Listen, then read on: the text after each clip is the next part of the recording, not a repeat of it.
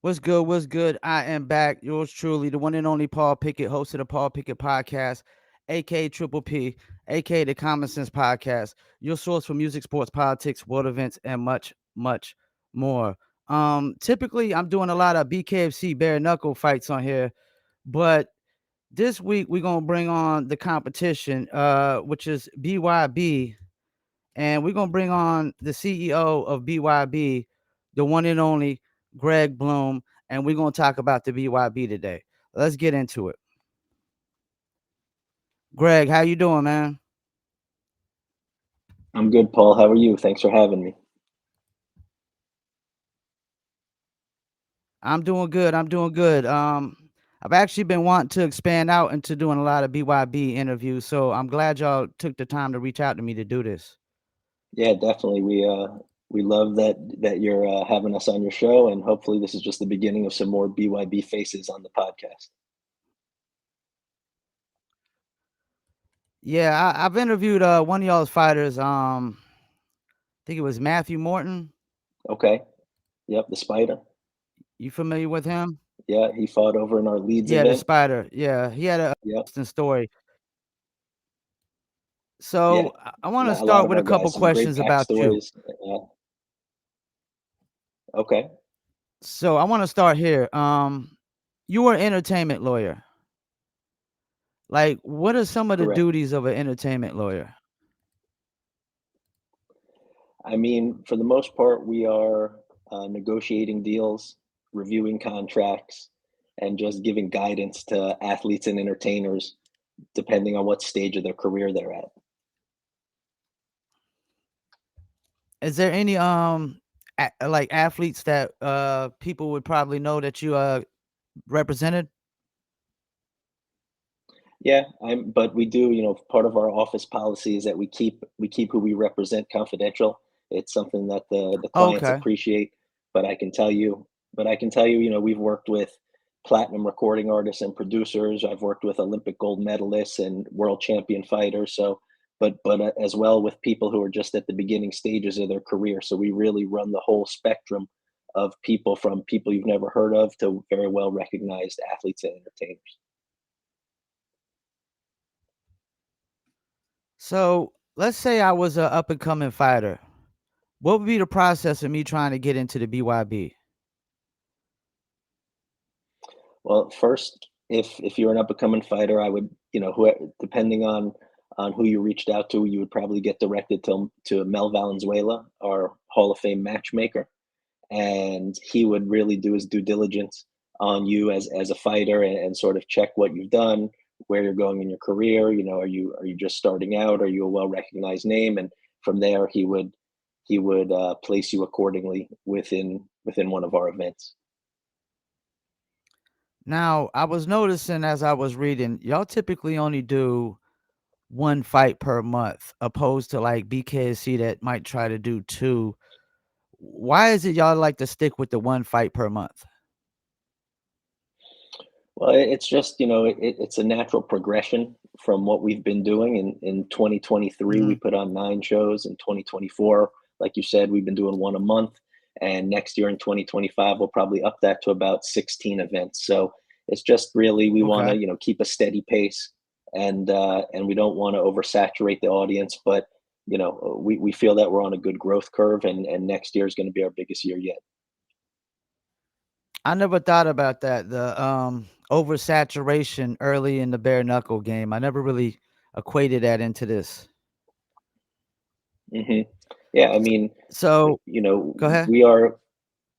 I mean, we're trying to build a brand, and the best way to build a brand is to, continuously be in the public eye, but you have to do it in such a way that people are going to keep coming back. So we think that a slow and steady approach that we've been doing, it's helped us to grow our brand and our audience pretty rapidly.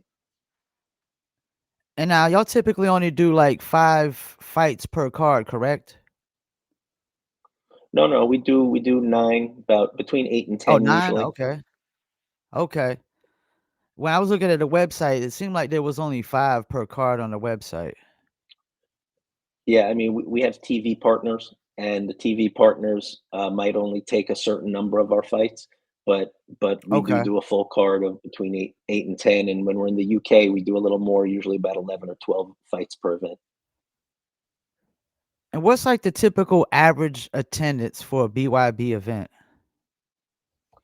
Right now, we're at 2,000 seat arenas roughly, and we've been selling Okay. those out pretty well across the board for the last, most of last year. We'll probably graduate to about 4 or 5,000 seat arenas sometime in 2025. But again, our methodology is slow and steady. We want to make sure that we always have a full house and that we're bringing the entertainment to the crowd. Um, so, again, we're just moving along very methodically in our approach. Now, when you say you sell out, now y'all don't give out any free tickets at any of these shows like BKFC, right? Well, we do every show. We do give a small amount, about 100 tickets to the veterans because we support our Okay. troops, we support our veterans and our first responders. But besides that, they're selling like hotcakes. Yeah, because one thing I noticed about BKFC, they over exaggerate the selling out because they pass out so many free tickets. Yeah, I mean, I can't speak to their business model, but as far as BYB, again, that's the reason we're staying at this level right now is because we want to ensure that before we graduate to the next step, that we're giving the fans, what they want, and that the fans are coming to see what we're putting on. And now that we're starting to have to turn people away a little bit, we know that it's going to be time to go to the next level. Now, the fighters' social media followings, does that ever play a factor into the fighters getting bigger fights in BYB? No, I mean, it's great if the fighter has a big social media, but we are a fight organization first, and we want to put the best talented fighters against the other best talented fighters. All of our events are usually 50-50 fights. There's no gimmies in BYB, and I think our matchmaker Mel Valenzuela does a great job of that. But to answer the question, no, I mean, social media is great and it helps brand build both the company and the fighter, but we're looking for the best of the best in bare knuckle fighting, not the most popular. I like to hear that. I really like to hear that. Yeah, I mean, it's this is the fight game, and we don't think people should rise to the top based on their popularity. I mean, it's great, and again, that just helps them grow and helps their star shine. But we want people who are the best and the most talented fighters first and foremost. Now, why did y'all decide to go with 6 3-minute rounds opposed to like maybe BKFC's 5 2-minute rounds? We felt that it gave the fighter a little more of a ability to showcase their talent. In Okay. other organizations, you see fighters go in there, the ring's a lot bigger, they're rushing in to throw as many punches as they can. They're chasing each other around Yep. the ring. It's just a different thing. We have the Trigon, the smallest surface in combat sports, that by its organic nature pushes the action. So by doing the 3-minute rounds, it allows the fighters to get into more of a rhythm. They're not rushed, and so they're really Mhm. able to feel their way through the Trigon and get into the match before they're really pushing the aggression. And now, for professional debut participants, it says they shall be restricted to 4 2-minute rounds. Why is that? That's a rule that was made under the unified bare knuckle rules, and so it's just something that we Okay. abide by. I mean, that's for all organizations, or should be for all So, organizations. okay, I never really noticed, but I don't think the other organizations do that, to be honest with you. Yeah, well, I mean, can't speak for them, but we're going to follow the rules to the letter of the law, Yeah. and that's what the unified rules calls for. So that's what we do. Yeah, I never knew that, but I totally respect that. I totally respect that. And it says participants shall be restricted to participate in 2-minute rounds. Why is that? Again, that's something that was agreed upon in the unified rules. If it was up to Okay. us, we would probably extend that to 3 minutes. Similar. You have a similar argument going on in boxing right now. Like if you watch the Amanda Serrano Katie Taylor fight last week, I mean, those girls are just as talented as any male fighters and should have the opportunity to fight in a similar length round. we feel the same way. But again, we're trying to abide by the unified rules, and until those change, that's sort of what we're left with. Now, do y'all have a female fight for every event? Yeah, we try to. We're very proud of our female division. We think we have a lot of great young talent, and the truth is, I mean, they're some of the most exciting fights that we have. And if you go to our YouTube channel, they're probably some of the most viewed fights that we have. So our women's division is very strong and very talented. So we like to at least put one female fight per event to showcase the women that we're working with. Yeah, and the thing I notice about the female bare knuckle fights, they tend to go a lot longer because they don't typically got the knockout power, but they got like the knockdown power. And I think that's Right. what really makes the Exactly. female fights so good. The guy fights could be over like that, and in the female fights, they always usually go the whole time pretty much. Yeah, and the one thing that I've noticed is, no one likes to get hit, but girls especially don't like to get hit. The second a girl takes a shot to the face, you see it in her face. She's like, okay, it's on now, and she'll start pushing the action, and they don't stop. And again, they're some of the most exciting fights that we have. When I interviewed the female fighters, I was asking them this: do you think like the female fights they tend to get a little bit more personal than the male fights? Depends on the females that are in there, but I think that the females in a want to really bring all the action, they take it a little bit more personal. But I think again, we see it in the male fights too. There's a lot of animosity sometimes, but traditionally, by the time they're finished fighting, it's all love in the ring.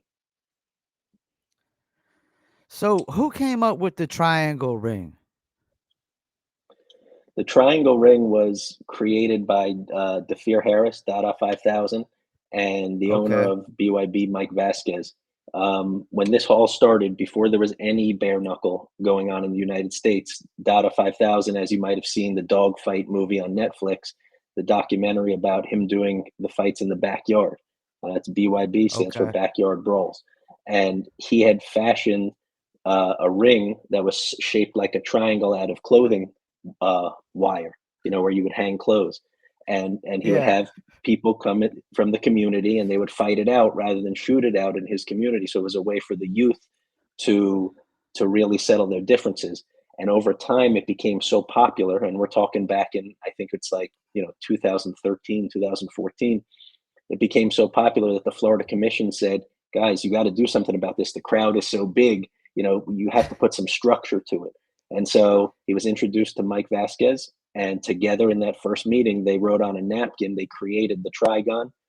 Since then, we've patented the Trigon, which we own a patent on it. We're the only other sports property besides the UFC in combat sports to have a patent on our ring. And from there, the rest is history. And are y'all are the first like professional bare knuckle organization, correct? Correct. We're the first professional bare knuckle organization in the United States. There's a In the United company, States. Okay. BKB, yeah, BKB, who we Yeah. acquired back in May, was doing it probably a couple months earlier than we were in the UK, but just around the Mhm. same time. Now, what is the opinion from the fighters about the triangle ring? Yeah, it differs, but most of them love it. I would say 95% of the fighters love the Trigon. They're tentative at first. They look at it, they're like, "Oh, it looks so small. I don't know if I'm gonna be able to box in here."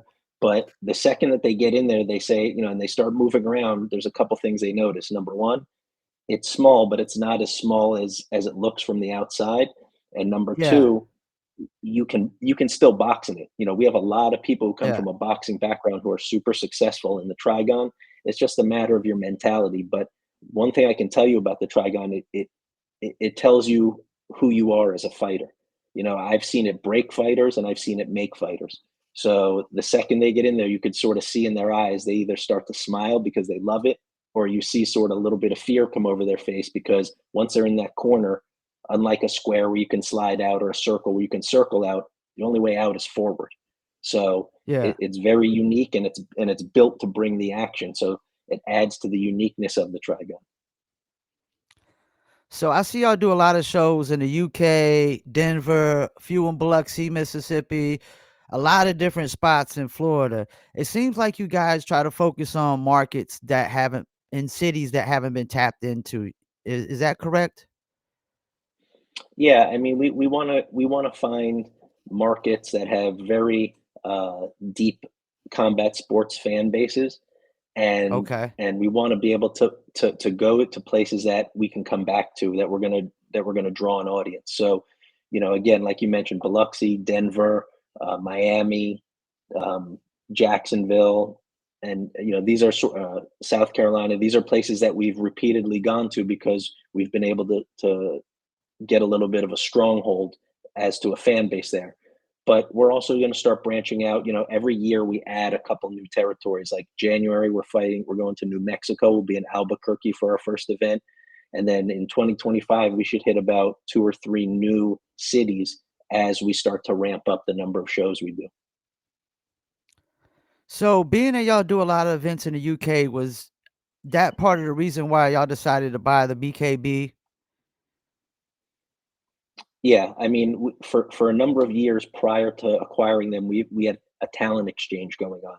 We would always send one or two fighters over to their events. They would send a couple fighters over to our events, and we built this relationship. And over time, we had done a couple shows over there in London. We did one in Dubai, and so we were testing out this international market. And what we come to realize is that the UK fans are so hungry for combat sports, and our product was so well received that we said, you know what? Instead of competing, or having a friendly rivalry with BKB, let's make it one company and let's really blow this shit up. And it's what we did. We've gotten a strong foothold in the UK. We are literally turning people away from our fights. They fill up. We open the doors 2 hours early, and within 15 minutes, the place is packed. So Wow. it they love they love bare knuckle fighting over there, and they love the Trigon, and they love BYB. So we're going to keep doing shows over there, and growing our product in the UK. Wow. And Dubai, were y'all has anybody else done bare knuckle in Dubai besides y'all?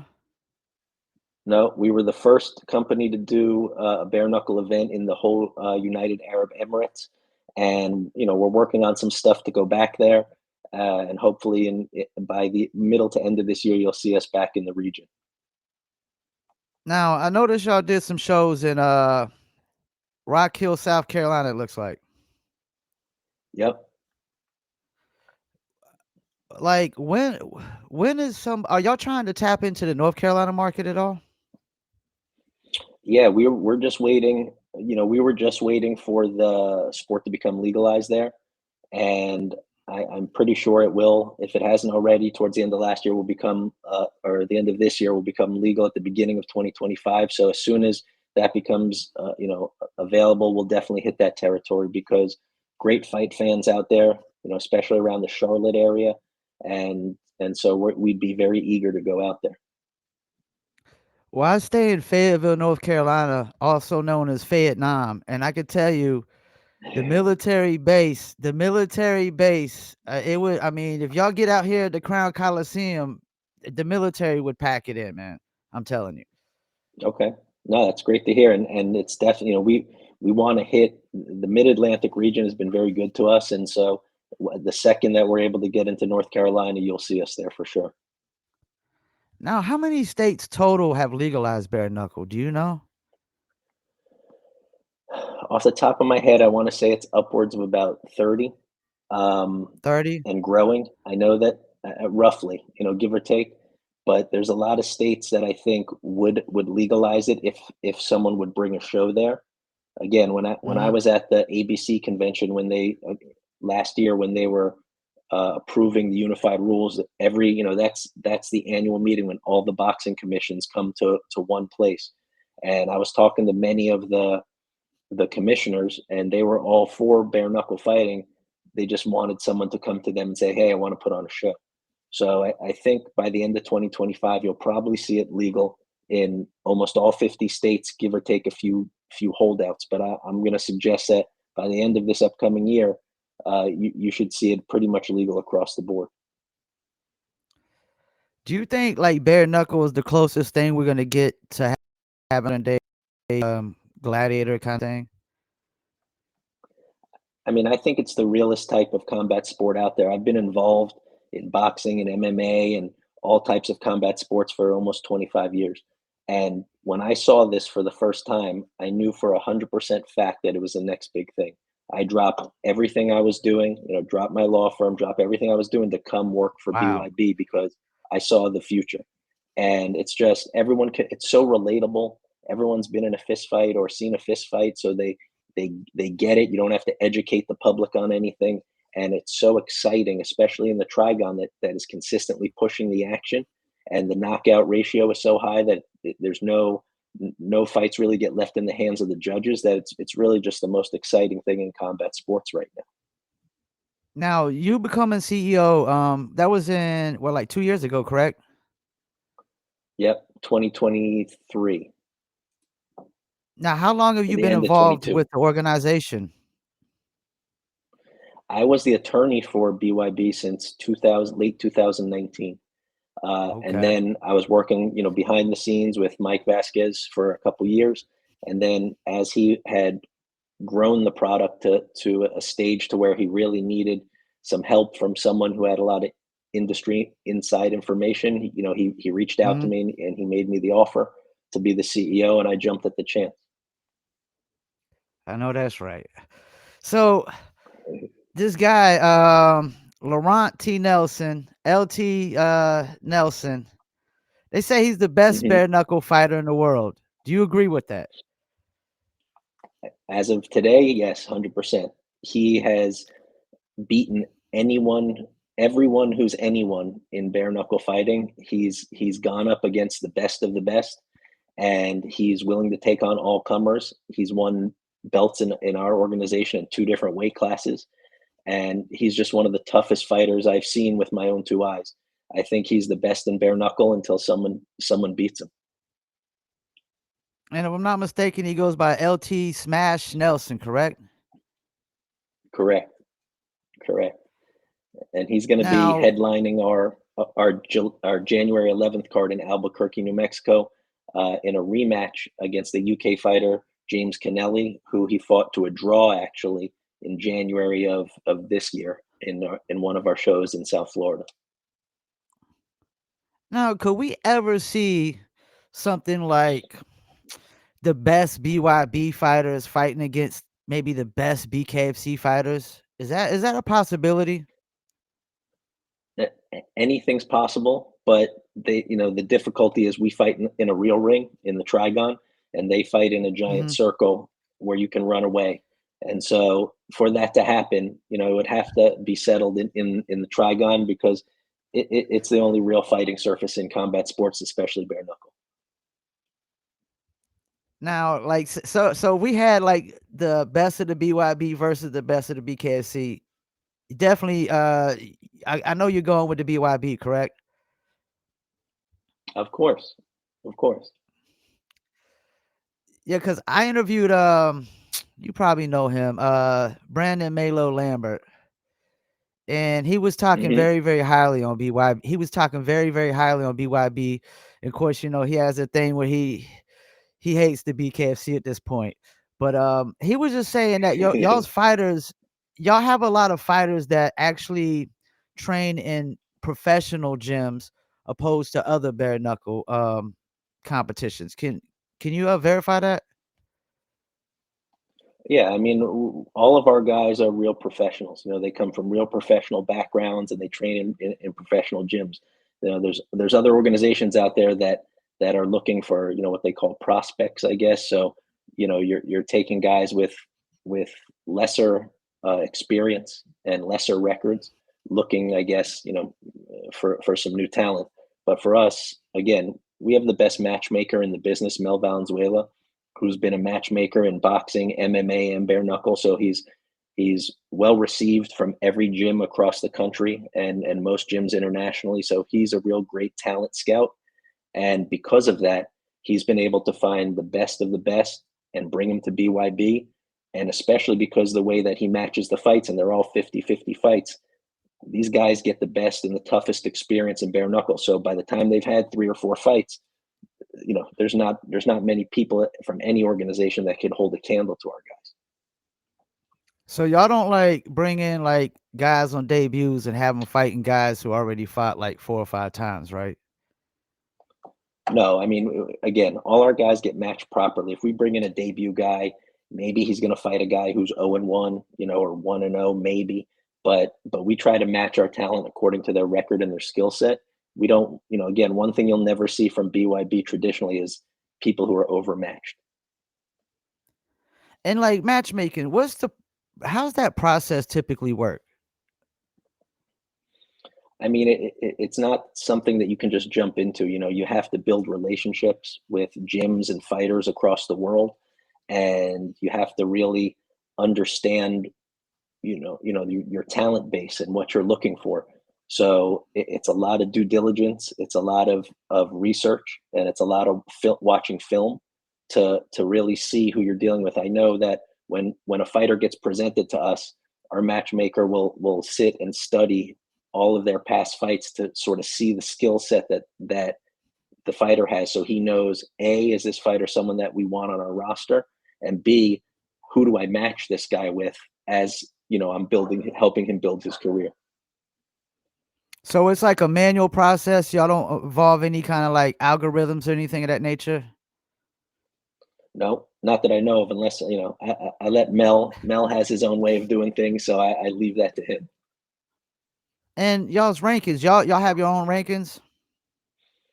Yeah, we just put out our rankings a couple weeks ago, our first set, and those will get updated monthly as our events happen.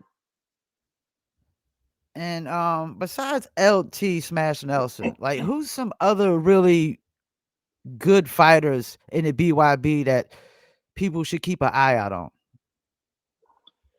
I mean, the first one that comes to mind is Gustavo Trujillo. He's our heavyweight champion. He's 6-0 with 6 first-round knockouts. One of the toughest guys in bare knuckle fighting. You got Julio Tenori, who's our 135 champ. Liam Rocky Reese, who just won the title. I The familiar I with think him. it was the 100. Yeah, I think it was the 155-pound title. He won over in our October event. I mean, we got a ton of talent. Some of the benefit of what we've been doing over the past couple years is, unlike other organizations, is instead of grabbing guys who are sort of at the end of their career and giving them a fight because you want to capitalize on their name, we've taken the last 2 or 3 years to really build a foundation of young, hungry talent, and now you're starting to see the benefit of that.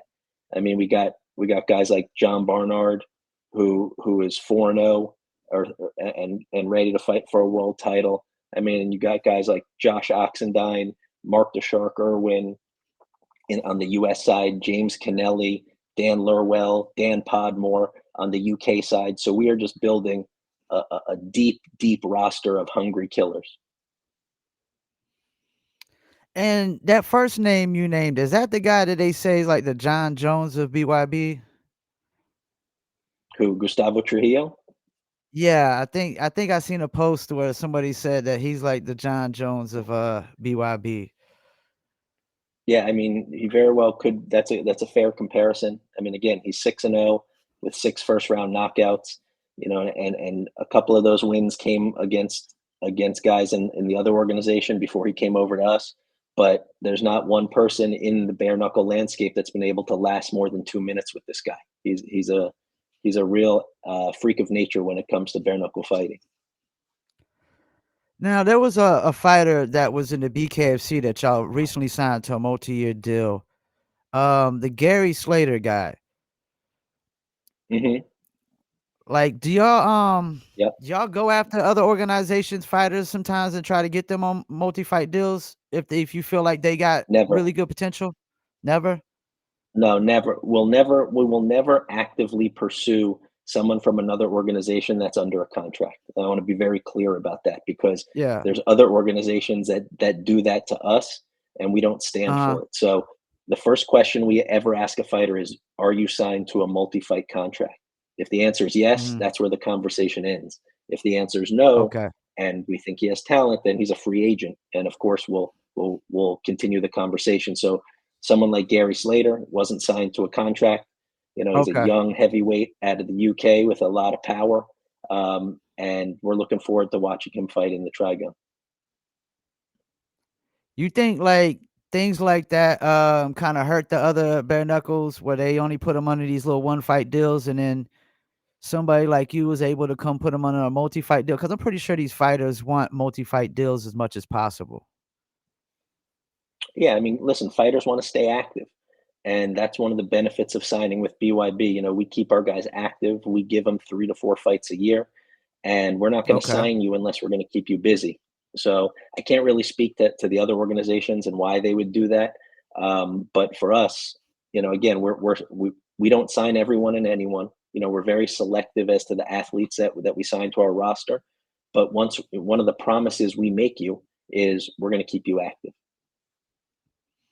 And that's definitely good because all the fighters I've interviewed, they all say they want to fight at least 2 fights a year minimal.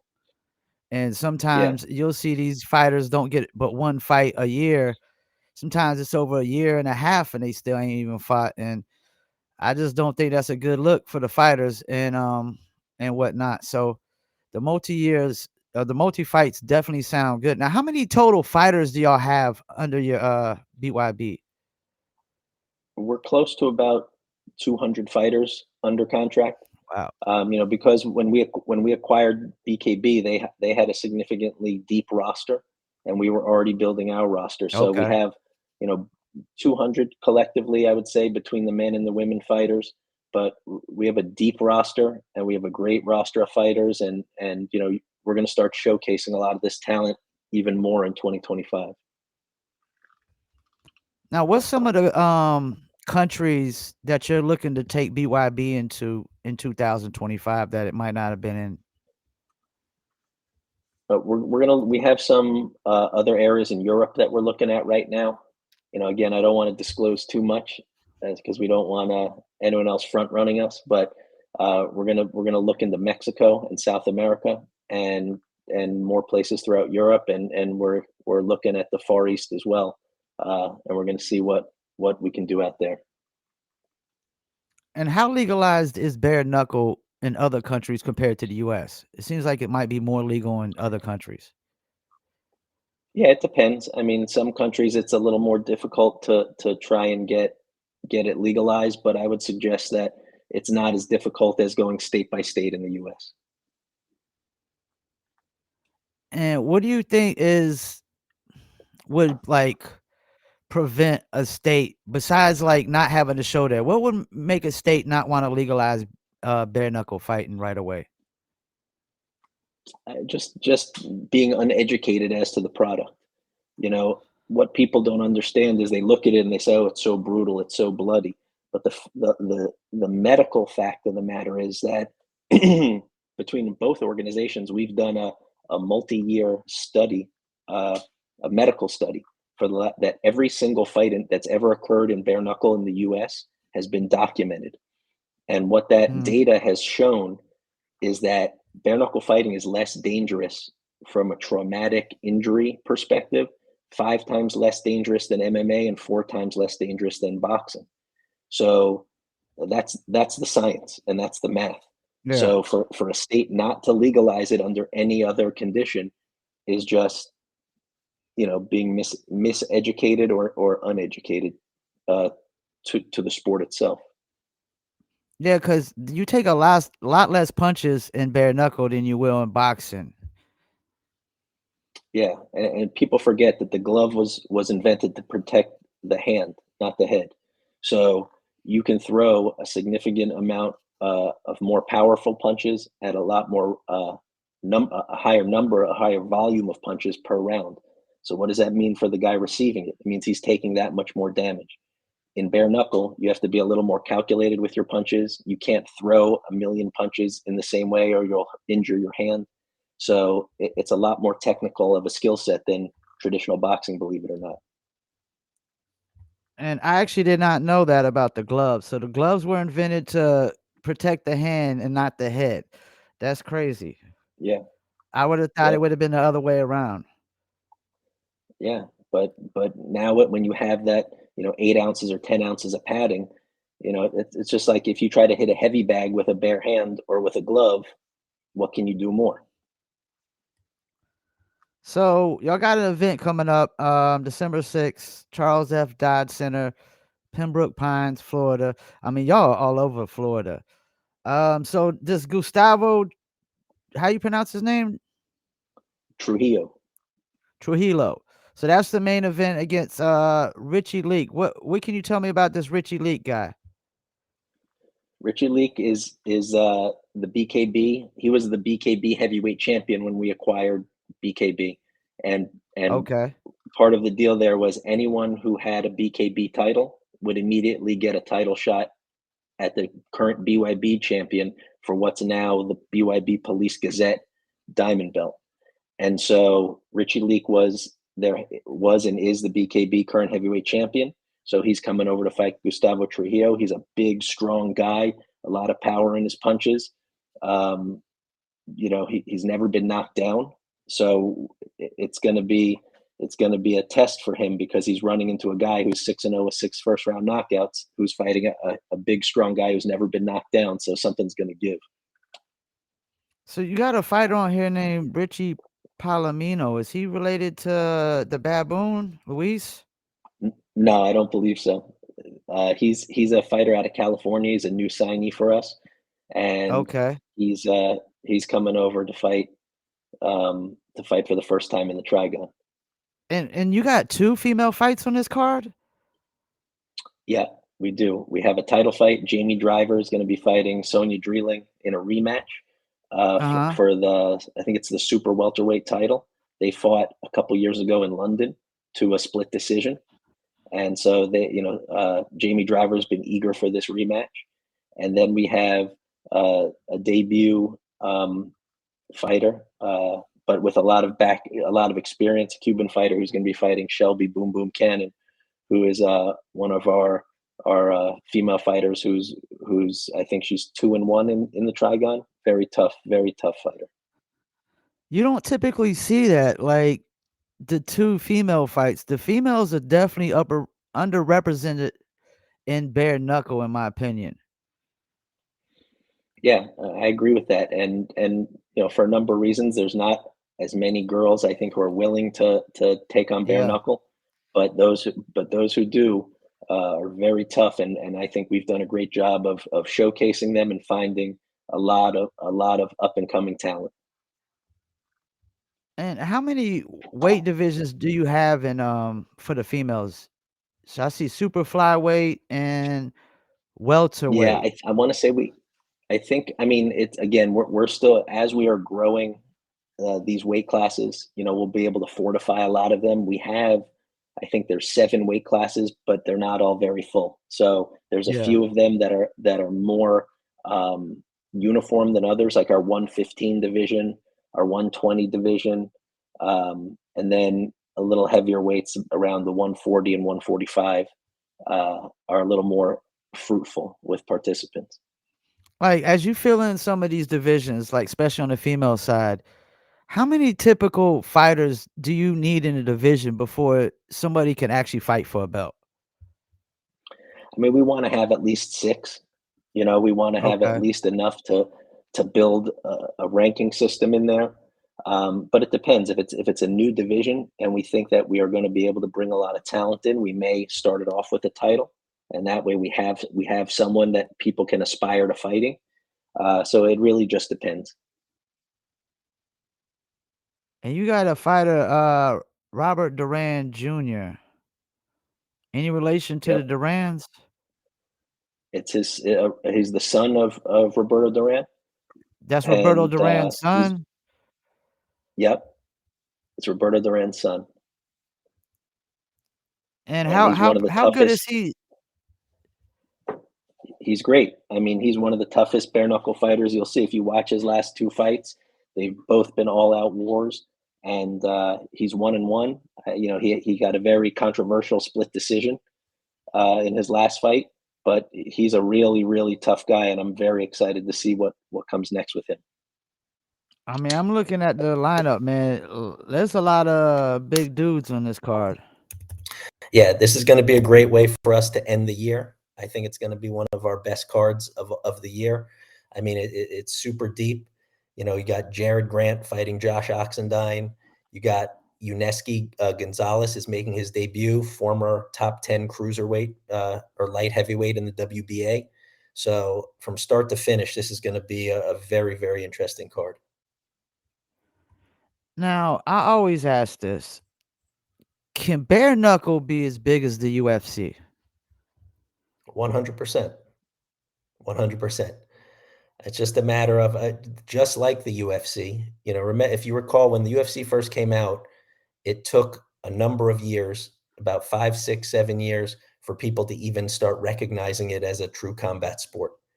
And then it took another 3 or 4 years for the public to accept it and television networks to start airing it and all these things that happened in its history. And if you put BYB aside the growth chart of the UFC, it's exactly the same. You know, I think we're now at the stage of the game where it's become accepted as a combat sport, and now you're Mhm. starting to see media companies and distributors pick it up and air it on their networks. So I think from here is when you really see the growth over the next 3, 4 years of the sport as a whole. Do you think there's still a lot of people that don't even really know that bare knuckle is like as big as it is right now? 100%. There's a ton of people that I speak to on a daily basis who all say they say, "Really? That's a thing, bare knuckle?" And you have to educate them. Yeah, So again, there's still a cost of education in this business, and it's going to be like that for another couple years, I believe. But as organizations come and go, and as BYB start to do more fights and more events and get our brand out there, it'll become more globally recognized, and then people will start to associate bare knuckle fighting with BYB. that's what's up, man. And I definitely gotta, pay more attention. I'm not gonna lie, I've been stuck on the BKFC so heavy, but that's only because somebody got me into this bare knuckle, and they kind of were on the BKFC side, a guy that kind of worked for him. But I have my critiques about BKFC and things that I really don't like, as Mhm. well as the things that I do love. Which is why I asked you the thing about the social media following. That's one thing I don't like is I just want to see the best fighters fight the best fighters.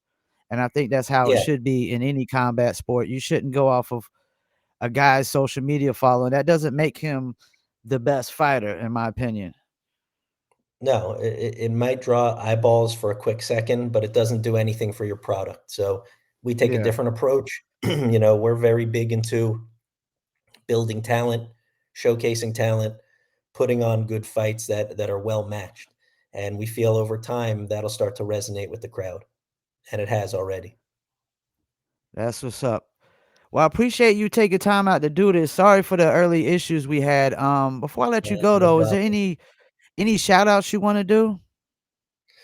No, just a quick one. I just want to tell everyone and anyone who's listening, go follow BYB Extreme. All of our handles on all of our social medias at BYB Extreme. If you're ever in an area where we're having an event, please come to the fights because it's the most exciting thing in combat sports. And if not, we're on Fuse TV, we're on BN Sports, we're on the Fight Network, we're in 30 different countries worldwide. So we are the biggest and the best thing in bare knuckle fighting. And once you see it, you'll know why. Thank you, man, for taking this time to do this. And anytime you need any fighters interviewed, please send them our way. Like I said, I only got the one fight, the one BYB interview with the Spider. I was supposed to interview Liam, but I guess the schedules kind of got conflicted. Plus, them UK guys, they're always like five hours ahead. So, Yeah, no, yeah. we'll keep in touch with Don and as many guys as you need, we'd be happy to put them on. I've had a great time on the podcast, and hopefully we can work together again.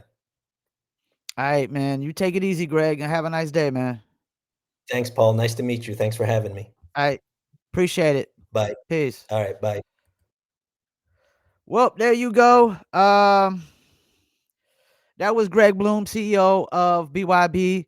He became CEO like 2 years ago, 2022. And as you heard him, he said he was literally the entertainment lawyer for BYB since 2019. And when he was offered the CEO position, he pretty much decided to take that. Very interesting to hear about BYB, which is really the competition to BKFC. And they're not as flashy, but as you heard him, they're more about the quality of the fights, the quality of the fighters, trying to put the best fights against the best fights. They don't really go off of social media followings, which is something that I really is a criticism that I have with BKFC, is how like guys, get fights based off of social media following and ticket sales. And you got some guys that are actually the face of BKFC, but they haven't won a belt yet. But yeah, I need to stay more in tune into BYB myself. That's the Backyard Brawl Fighting Extreme Series. Their next event is in BYB 34 Brawl in the Pines, December 6th, Pembroke Pines, Florida, at Charles Dodge Center. And they do a lot of events in Florida, which I do know a lot of the fighters and bare knuckle live in Florida. A lot of them train in Florida. You got Gustavo Trujillo versus Richie Leak, Cub Hawkins, and Zion Tomlinson gonna fight it out. Jamie Driver versus Sonia Drilling, I think that is. Gerard Grant, who used to be in the BKFC, if I'm not mistaken, versus Joshua Oxenine. Robert Duran Jr., son of Roberto Duran, and Richie Palomino. And no, he's not related to Luis the Baboon. Joshua Ritchie versus Jean-Pierre Ramirez. Jordan Fuentes versus Steve Pesci. And you got Shelby Cannon with fighting. Oh man, I can't even pronounce her name right. Eris Nelsie Torres Castillo. And then you got Muhammad Eldwansky versus Uniski Gonzalez for the cruiserweight. So 1, 2, 3, 4, 5, 6, 7, 8, 9 fights, man, lined up for y'all. I'm definitely gonna check it out. Make sure y'all check it out. And I want to thank CEO Greg Bloom for coming on. We had some technical difficulties earlier with the sound and whatnot, but we got it figured out. And once again, I want to thank y'all for tuning in to another episode of the Paul Pickett Podcast. Peace, and I'm out.